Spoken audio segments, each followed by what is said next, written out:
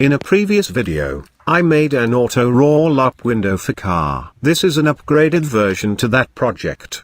You can visit my website for more details.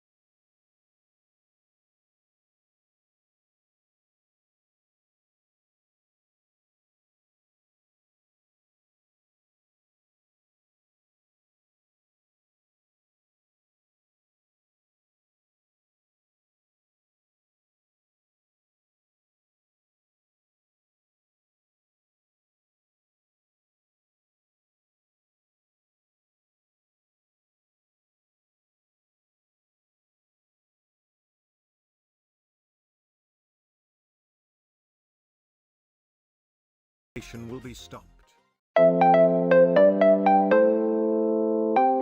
If you're interested with this project, visit to my website www.setnfix.com.